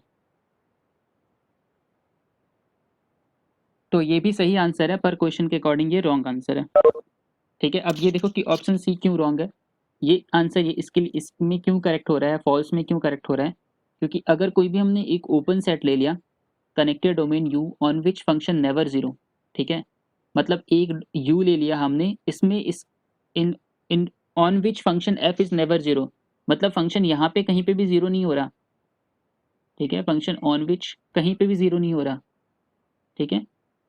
Attain its minimum at some point of view, some point of view मतलब यहाँ पे कहीं पे भी ये जीरो नहीं हो रहा, मतलब नॉन वेनिसिंग है, पूरे के पूरे यू में कहीं जीरो नहीं हो रहा, लेकिन ये अपने मिनिमम कहाँ यूज कर रहा है, at some point of view,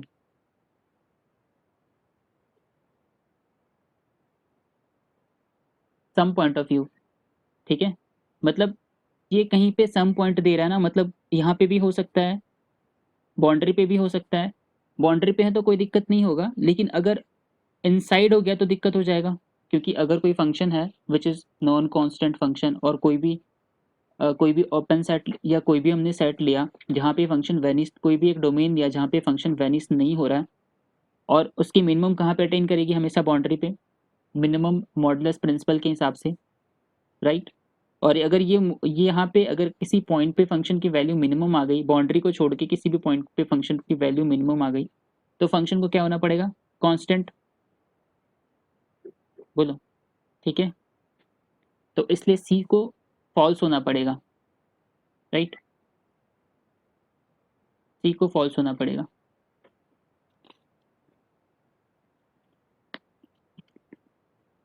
ठीक है, एक और क्वेश्चन देखो, let F be any non constant entire function, F कोई नॉन कांस्टेंट है और इंटायर फंक्शन है, non constant entire function, non constant entire function है, और कह रहे हैं ऐसा कुछ कि let E be the image of F, E जो होगा वो इमेज होगा एफ का, एफ कोई नॉन कांस्टेंट इंटायर फंक्शन है और ई जो है वो कोई इमेज होगा एफ का, तो ये बताना है हमें first option E is an open set,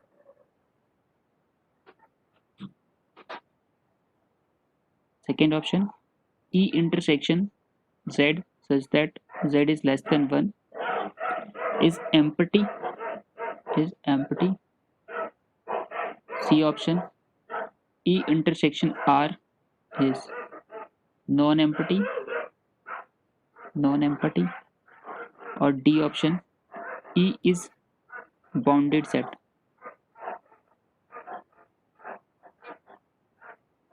E जो है वो इमेज है F का, राइट? E जो है वो इमेज है F का, इमेज क्या है F का? E है हमारे पास, और E जो है वो हमारे पास नॉन कांस्टेंट इंटायर फंक्शन है, ठीक है? तो हमें आंसर बताना है कि क्या होगा। इंटायर फंक्शन का मतलब क्या हो गया? आप मैप कहाँ से कर रहे हो? सी से सी पे मैप कर रहे हो, आप मैप क्या कर रहे हो? सी से सी पे मैप कर रहे हो। और ई हमारे पास क्या हो गया?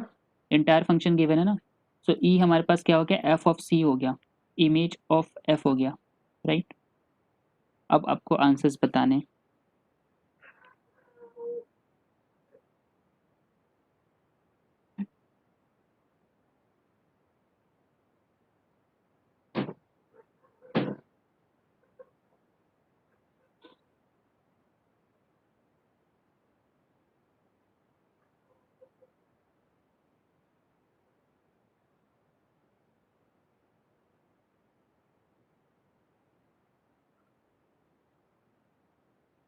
पार्ट सी का क्वेश्चन है CSIR का।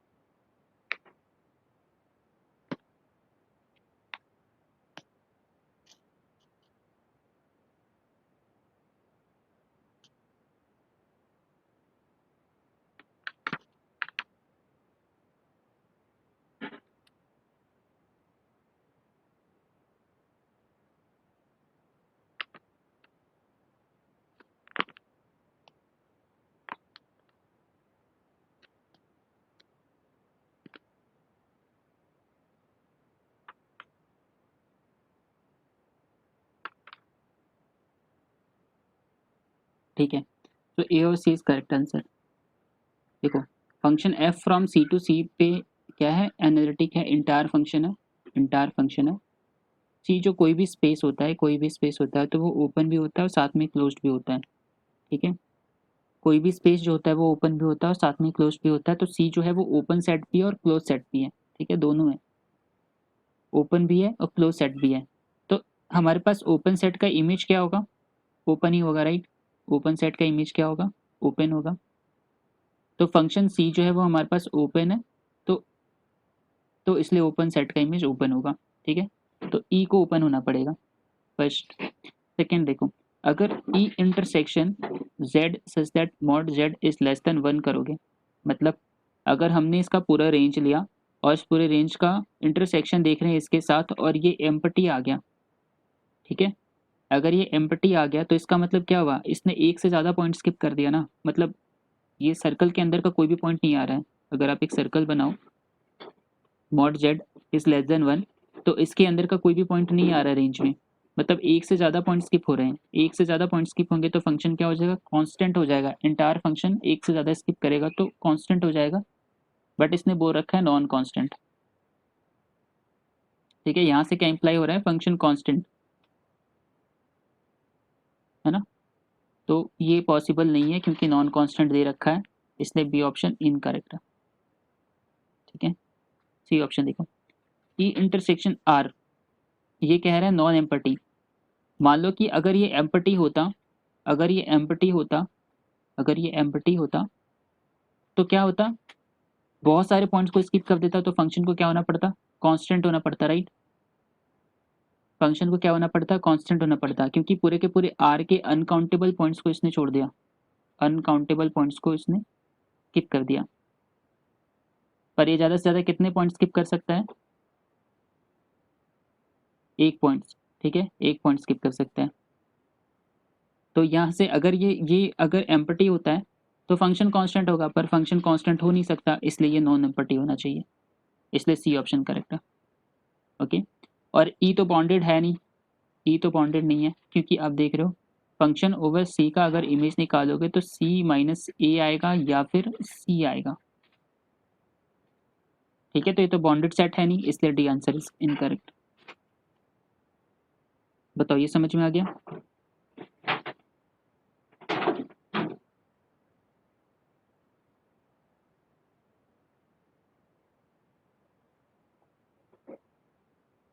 ठीक है, ओके। नेक्स्ट चीज देखो, स्वार्ट्ज-पिक लेमा क्या कहता है। स्वार्ट्ज लेमा हमने स्वार्ट्ज लेमा देखा था, डेल्टा से डेल्टा डैश पे एनालिटिक फंक्शन मतलब mod of F Z is less than 1 हमने यहाँ पे मान लिया, पहले से मान लिया है, और f of zero is equals to zero, या इसको सी कर लेते हैं जब हम यहाँ पे लिखे रहे हैं तो। देन हम यहाँ से क्या इंप्लाई कर रहे थे, फर्स्ट इंप्लाई कर रहे थे कि मॉड ऑफ एफ जेड जो होगा which is less than equals to mod z, और सेकेंड इंप्लाई कर रहे थे कि डेरिवेटिव एट जीरो क्या होगा, जीरो होगा, लेस देन इक्वल्स टू 1 होगा। Okay, so this is first. Second था हमारे पास कि अगर सेम कंडीशन है, डेल्टा से डेल्टा डैश पे या सी पे जा रहा है, और डेल्टा जो होगा वो mod Z is less than 1 होगा, है ना, mod Z is less than 1, open unit disc होता है। और अगर mod of F Z is less than equals to 1 है, और f z has zero at Z is equals to zero, has zero at Z is equals to zero of order n है, तो हम दो चीज़ यहाँ से इंप्लाई कर रहे थे। देन फर्स्ट की mod of F Z is less than equals to mod of Z to the power N, और second derivative at zero F N zero is less than equals to N factorial, ठीक है। ये था हमारे पास Swarts lemma. Next है हमारे पास Swarts-pick lemma. कोई option नहीं है, इसको याद करना पड़ेगा। स्वार्ट्ज-पिक लेमा देखो क्या है ये, अगर फंक्शन एनालिटिक है यूनिट डिस्क से सी पे ऊपर, यूनिट डिस्क से सी के ऊपर एनालिटिक है, और सेम कंडीशन में कंडीशन थोड़ी थोड़ी सी चेंज होती है, mod of F Z is less than equals to 1, और साथ में अब इसने ए पे दिया है इज इक्वल्स टू बी, ठीक है। और यहाँ पे ए बी जो होगा वो बिलोंग कर रहा है फॉर सम, ठीक है, फॉर सम ए बी जो है वो बिलोंग कर रहे हैं इस यूनिट डिस्क से। तो जिस पॉइंट पे दिया है उस पॉइंट के डेरिवेटिव को हम काउंट कर सकते हैं, derivative of A is less than equals to, then कह सकते हो 1 माइनस एफ ऑफ ए की square upon 1 minus mod of A का स्क्वायर, ठीक है। ये स्वार्ट्ज-पिक लेमा हो गया। यहाँ पे इस हमारे पास दो कंडीशन गिवन थी, mod of F Z is less than equals to 1 और f of A is equals to b for some a b belongs to delta. बोलो कोई दिक्कत? सो ये तीन चीज को होल्ड करेंगे, और इस इक्वेशन बनाओ, इक्वेशन बनाओ विच इज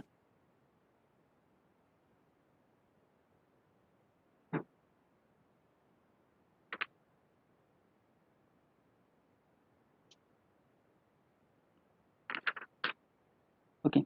सो इसको देख लो एक बार, रिजल्ट को राइट डाउन कर सकते हो, कर लो जल्दी से, और एक क्वेश्चन बनाते हैं इसके ऊपर। क्वेश्चन है हमारे पास कि फंक्शन है डी से डी पे होलोमॉर्फिक, मतलब एनालिटिक हो गया, फंक्शन डी से डी पे होलोमॉर्फिक फंक्शन है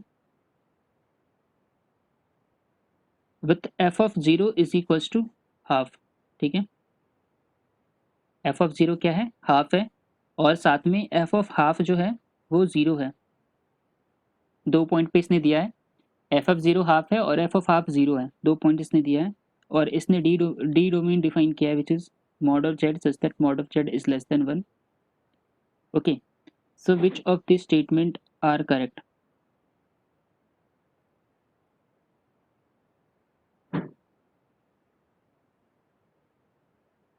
first option derivative at half is less than equals to 4/3. B option derivative at 0 is less than equals to 1. C option derivative at half is less than equals to 4/3. And derivative at 0 is less than equals to 1. And D option है हमारे पास f of z is equals to z belongs to domain D. Part C का question है.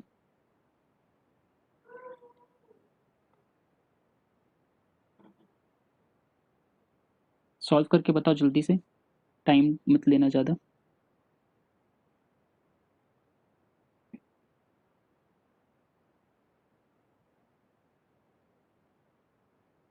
ठीक है, ये question 2 बार आ चुका है. Same question.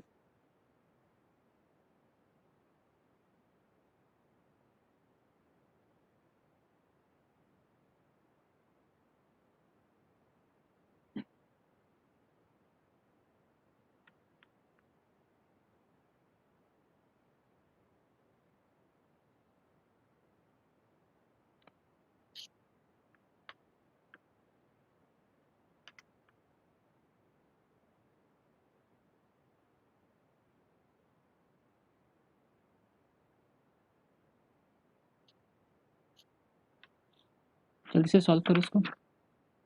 जो हमारे पास रिजल्ट था वो ये था कि अगर हमारे पास कोई फंक्शन है और फंक्शन डेल्टा से सी के ऊपर एनालिटिक है, ठीक है, और साथ में mod of F Z is less than equals to 1 है और f of A is equals to b है, तो जिस पॉइंट पे वैल्यू गिवन है उस पॉइंट की डेरिवेटिव को फाइंड आउट कर सकते हैं. डेरिवेटिव एट ए जो होगा which is less than equals to 1 minus F of A के मॉड का square upon 1 minus mod A का स्क्वायर.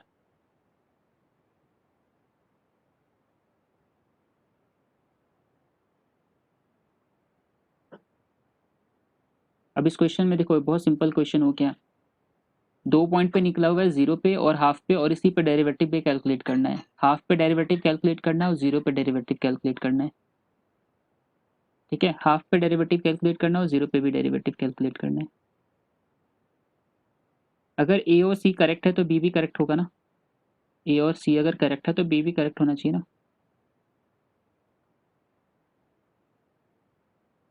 अगर सी करेक्ट हुआ तो ए और अगर सी करेक्ट हुआ तो ए और बी दोनों करेक्ट हो जाएगा.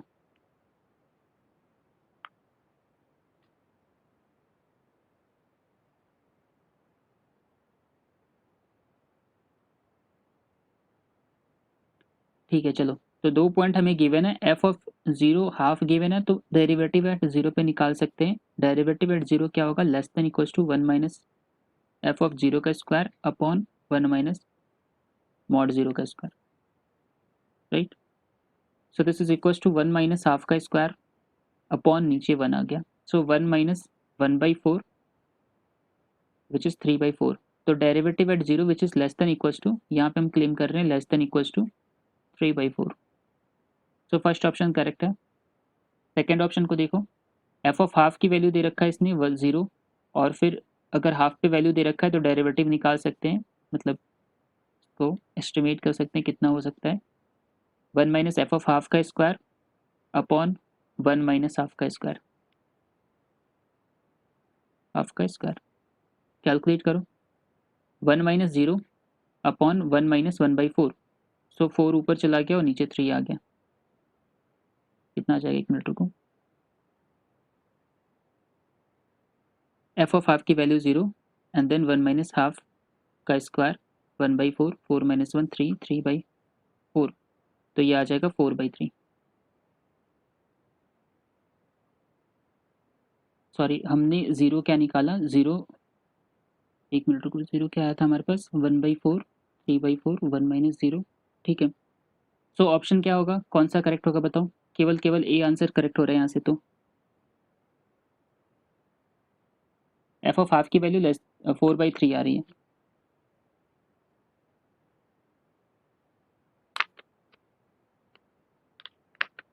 बताओ ठीक है.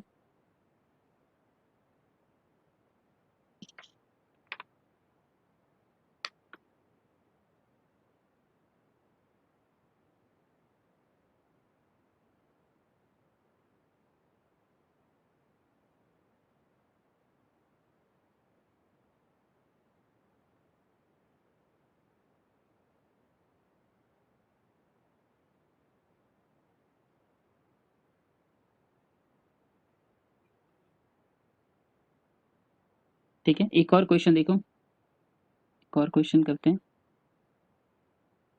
लास्ट क्वेश्चन, ठीक है, लास्ट क्वेश्चन कर रहे हैं। सो एफ हमारे पास कोई होलोमॉर्फिक फंक्शन है, let F be any holomorphic function, F be any holomorphic function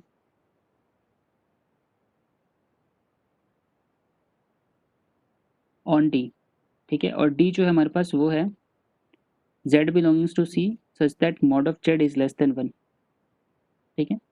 तो अगर डी ऐसा है सच दैट, इसने ये दे रखा है साथ में कि मॉड ऑफ एफ जेड जो है वो लेस देन इक्वल्स टू 1 हो गया, और डिफाइन करा इसने जी सच दैट जी जो है वो डी से सी पे मैप कर रहा है, by g Z is equals to, by g Z is equals to F Z upon z if z belongs to d, z belongs to d or z is not equals to 0, and derivative at 0 if z is equals to 0,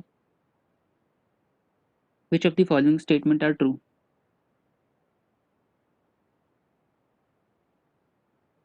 First option, g is holomorphic on d, holomorphic on d. B option, mod of gz is less than equals to 1 on for all z belongs to d. C option, derivative at z is less than equals to 1 for all z belongs to d. और last option, f dash 0 is less than equals to 1. करो solve इसको, क्या है बताना।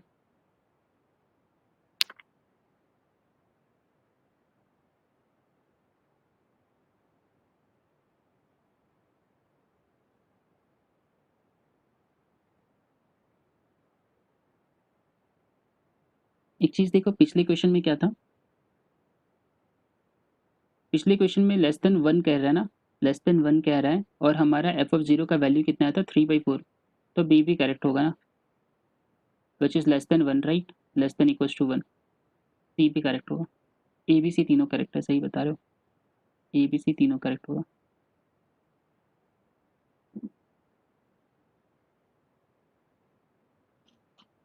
इसको solve करो।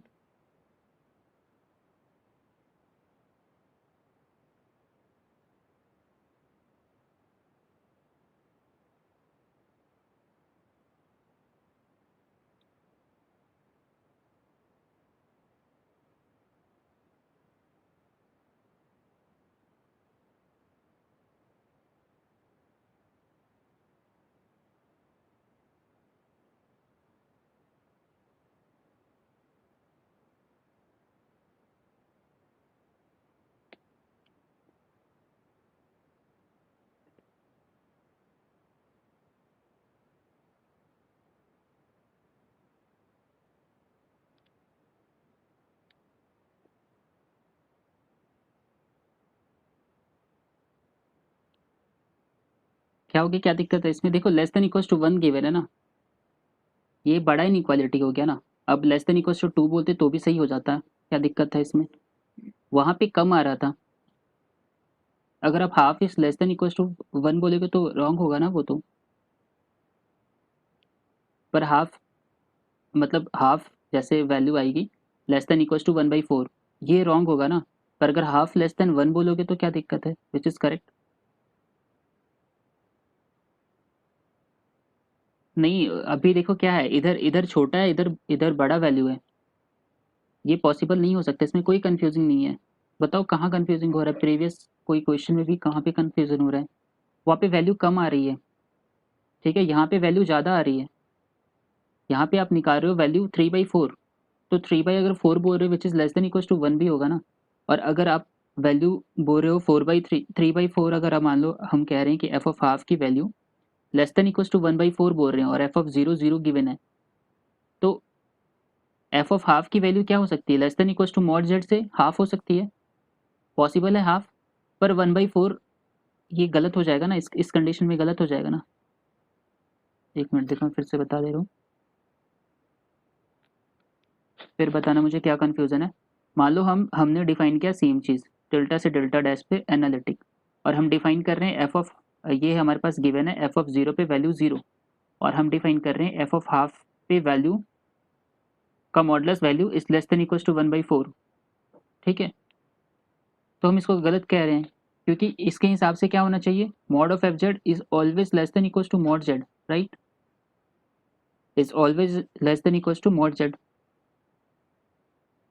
Okay,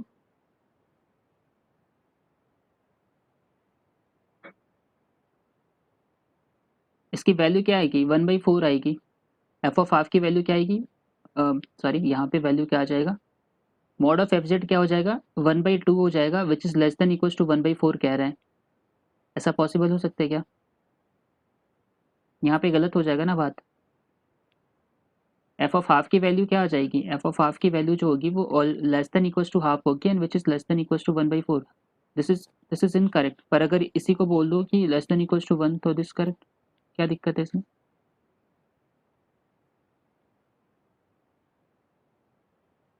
कोई confusion नहीं है, होना चाहिए इसमें, बताओ अभी भी किसी को कंफ्यूजन हो रहा है।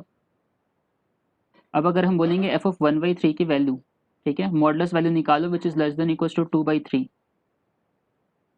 लेस देन इक्वल टू 2/3, पर होना क्या चाहिए था, 1/3 की value less than equal to 1/3 होनी चाहिए और ये कह रहा है लेस देन इक्वल टू 2/3। ठीक है, सही है, कोई दिक्कत नहीं इसमें, करेक्ट हो जाएगा ये। पर अगर दूसरे साइड से देखोगे तो रॉन्ग हो जाएगा, है ना। तो वही यहाँ पे हो रहा है, यहाँ पे वही हो रहा है कि आप 3/4 निकाले हो पर value less less than equal to 1 दे रखा है, तो क्या हो जाएगा, सही हो जाएगा आंसर। कंफ्यूजन नहीं क्रिएट करो। तो अब इसका आंसर बताओ।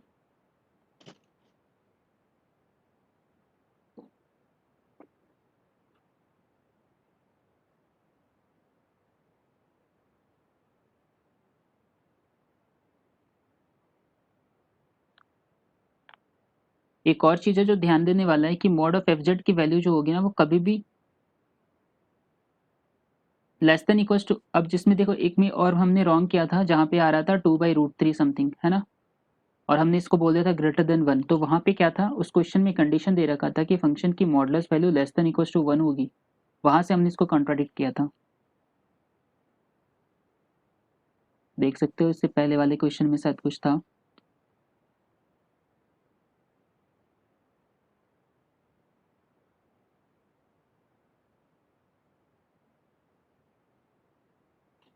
देखो इस वाले क्वेश्चन में एफ ऑफ जो निकला हमारा वैल्यू डेरिवेटिव एट 0, ठीक है, कायदे से which is less than equal to 1 होना चाहिए और अगर ग्रेटर देन 1 हुआ तो ट्रू होना चाहिए। ठीक है, बट इसने क्या दे रखा है, स्वार्ज लेमा से क्या दे रखा है कि वैल्यू जो भी यहाँ पे इसने दे रखा है डेरिवेटिव जो है वो लेस देन इक्वल टू 1 हो सकता है, डेरिवेटिव जो है वो लेस देन इक्वल टू 1 हो सकता है। तो अगर तुम कोई भी फंक्शन बनाओगे तो वो फंक्शन कुछ इस टाइप का ही बनेगा, E raise to the power iota theta and then Z. ठीक है, तुम जब डेरिवेटिव करोगे तो ये कभी भी इसकी वैल्यू 1 से बड़ी नहीं हो सकती, कभी भी इसकी वैल्यू 1 से बड़ी नहीं हो सकती जब भी तुम इसको डेरिवेटिव करोगे। तो 1 से बड़ी वैल्यू आ गई ना, एग्जैक्ट वैल्यू इसने बोल दिया। पर अगर ये इनइक्वालिटी होल्ड करता, अगर ये इनइक्वालिटी होल्ड कर देता तो करेक्ट है, इनइक्वालिटी में कोई प्रॉब्लम नहीं है, पर एग्जैक्ट वैल्यू नहीं हो सकता 2, अब गलत हो जाएगा।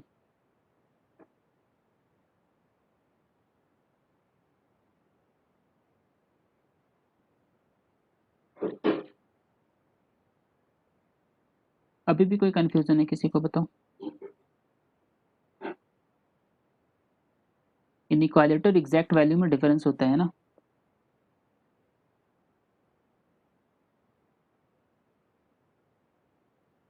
इसका वैल्यू बताओ, इसका आंसर बताओ।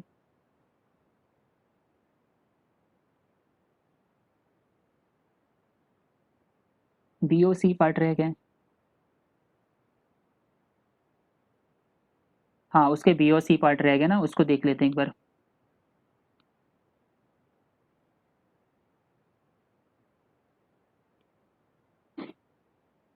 देखो ये क्वेश्चन है एफ ऑफ 1/3, एक्चुअली 1/3 पे बोल रहा है और वैल्यू 0 पे दे रखा है। तो अब इसमें कुछ दूसरा लॉजिक है एक्चुअली, ठीक है, ये अभी भी सॉल्व नहीं होगा, इस लॉजिक से तो सॉल्व नहीं होगा। ठीक है, इसको सॉल्व करते हैं ना। ए बी एंड डी, तो A B D correct answer है। A B D correct answer है। देखो कैसे, अभी हमने ऐसा फंक्शन बनाया था, अभी हमने एक फंक्शन बनाया था G Z is equals to Z minus A F Z type का, ठीक है। यहाँ पे कुछ दूसरा फंक्शन बना हुआ है, यहाँ पे फंक्शन बना हुआ है G Z is equals to F Z upon Z बना हुआ है, ठीक है। एफ जेड अपॉन जेड बना हुआ है, तो अगर डेरिवेटिव निकालोगे जीरो पे तो क्या आएगा,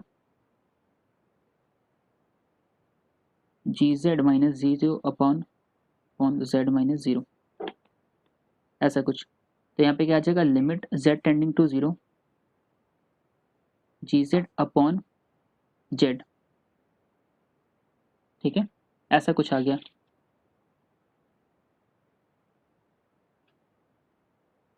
ठीक है, और साथ में क्या दे रखा है इसने, सो ये कोई वैल्यू हो गया मान लो,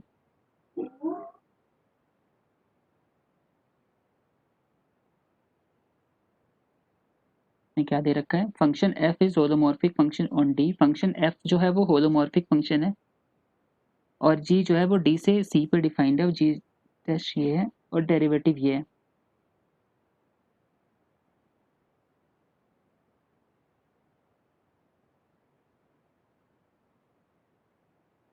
एक चीज देखो यहाँ से, डेरिवेटिव एट जीरो अगर हम कैलकुलेट करेंगे तो क्या आएगा हमारे पास, हाँ वही वही वही दिखा रहा हूँ।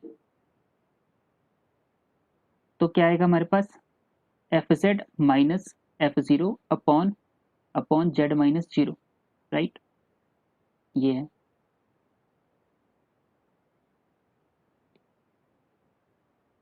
ओके, तो एफ जो है वो होलोमॉर्फिक फंक्शन है, तो इसका डेरिवेटिव इसके इक्वल होना चाहिए, एफ जीरो के इक्वल होना चाहिए, राइट, क्योंकि F is holomorphic function. F holomorphic होना चाहिए, बताओ, एफ होलोमॉर्फिक है तो एफ डैश जीरो जो है वो इसके इक्वल होना चाहिए, राइट। और फिर क्या दे रखा है इसने, इसने दे रखा है एफ जेड अपॉन जेड, तो यहाँ से एफ ऑफ जीरो की वैल्यू क्या आ रही है हमारे पास, जीरो आएगी, ठीक है। एफ ऑफ जीरो की वैल्यू हमारी क्या आएगी, जीरो आएगी, है ना। अब देखो, अगर एफ ऑफ जीरो की वैल्यू जीरो आ रही है तो फर्स्ट वाला कंडीशन तो होल्ड कर जाएगा कि मॉड ऑफ जी जेड जो है which is always less than equal to mod z, ठीक है। और मॉड जेड जो है वो always less than equal to one होगा, क्योंकि यहाँ पे एक और कंडीशन होल्ड कर गया, एफ जेड तो less than equal to one है ही, अगर तुम जी जेड करोगे तो जी जेड भी less than equal to one हो जाएगा, क्योंकि f Z upon z, f z, देखो स्वास लेमा से कह सकते हो ना, mod of F Z is less than equal to one given है, और साथ में आ गया f of zero is equal to zero, तो तुम कह सकते हो कि mod of F Z is less than equal to mod of Z. तो यहाँ से क्या इंप्लाई हो जाएगा, mod of F Z upon mod of Z is less than equal to one. इसका मतलब हो गया कि जी जेड की modulus value is less than equal to one, ठीक है। तो देखो यहाँ पे से बी ऑप्शन करेक्ट हो गया, यही कह रहा है ना, बी ऑप्शन करेक्ट हो गया, और ये दोनों कंडीशन होल्ड कर रहा है, तो एक और कंडीशन होल्ड करते हैं ना, derivative at zero is always less than equal to one, तो सी ऑप्शन यहाँ से, डी ऑप्शन करेक्ट हो गया, राइट, डी ऑप्शन करेक्ट हो गया। अब ए ऑप्शन होलोमॉर्फिक फंक्शन बन जाएगा ना, क्योंकि आप यहाँ से अगर दिखा दोगे G zero is equal to F dash zero, तो फंक्शन डिफरेंशियबल होगा तो होलोमॉर्फिक भी हो जाएगा, तो ए बी और डी जो हमारे पास वो करेक्ट होगा। बताओ कोई डाउट है इसमें, एफ डैश जीरो एग्जिस्ट कर रहा है इसलिए जी होलोमॉर्फिक होगा, है ना, एफ डैश जीरो एग्जिस्ट कर रहा है क्योंकि एफ होलोमॉर्फिक है इसलिए जी होलोमॉर्फिक होगा,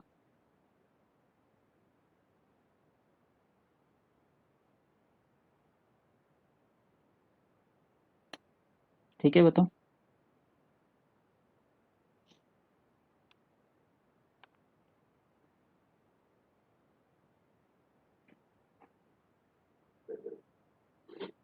ठीक,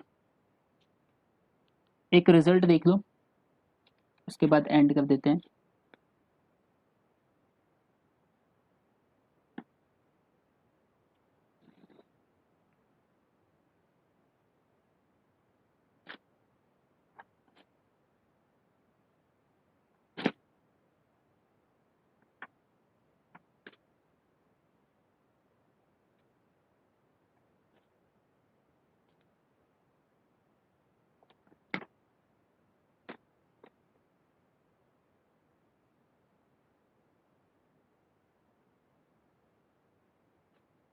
बस ये रिजल्ट निकाल लेते हैं, ये क्वेश्चन कल कराएंगे, तो आप रिजल्ट याद कर लेना। आर्गुमेंट प्रिंसिपल क्या होता है, अगर कोई फंक्शन हमारे पास एफ जेड जो है वो एनालिटिक है, except some points, function is analytic except some point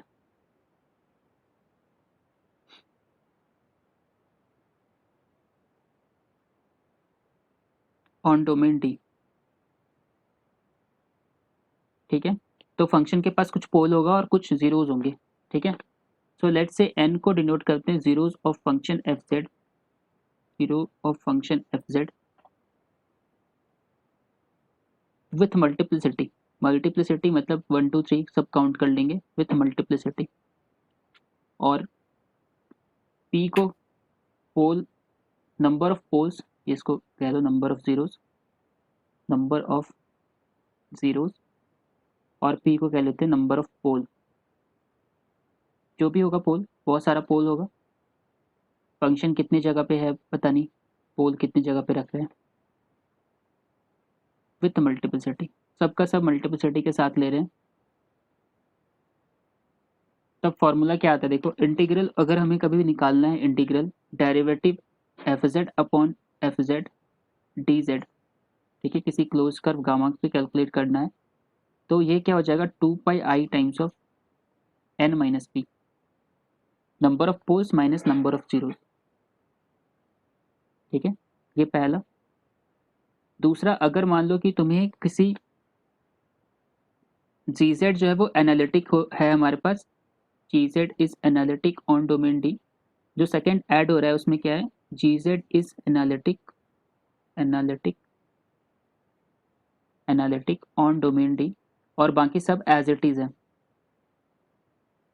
and integral over gamma gz derivative at z upon F Z D z अगर कैलकुलेट कर रहे हैं, which is equals to summation over n i g of a i minus summation over p i g of B I.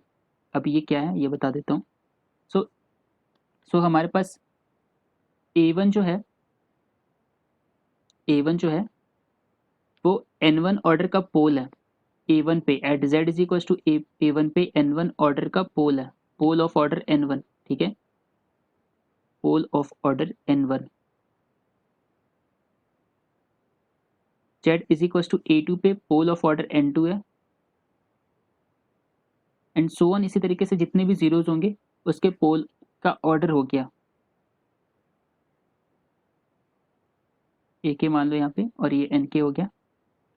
और अगर मान लो कि इसके पास zeros भी है, ठीक है, एक्चुअली सॉरी यहाँ पे जीरो हो जाएगा, जीरो माइनस पोल करते हैं, तो Z is equal to V1 पे मान लो पोल है, इस पे पोल है और यहाँ पे जीरोज है, तो pole of order N1 of order P1, order समझ रहे हो ना, Z is equal to B1 पे pole of order P1, Z is equal to B2 पे pole of order P2, and Z is equal to BM पे pole of order PM। तो अगर कभी भी ये इंटीग्रल निकालना होगा तो इसको 2 पाई आई टाइम्स मल्टीप्लाई कर देंगे। स्टेटमेंट समझ में आ रहा है बताओ? अप्लाई करने में कुछ नहीं है, अप्लाई हो जाएगा। स्टेटमेंट में कोई डाउट है? ए आईज जो हैं वो जीरोज हैं और बी आईज जो हैं वो पोल हैं, एन आईज जो हैं वो उस ऑर्डर का मतलब जीरो का ऑर्डर है, उस जीरो का ऑर्डर है, और पी आई जो है वो उस पोल का ऑर्डर है। ठीक है, तो आर्गुमेंट प्रिंसिपल में ये थ्योरम बहुत इंपॉर्टेंट है। फर्स्ट वाला तो बहुत सिंपल है, सेकंड वाला याद रखना। ठीक है, फर्स्ट वाला याद रख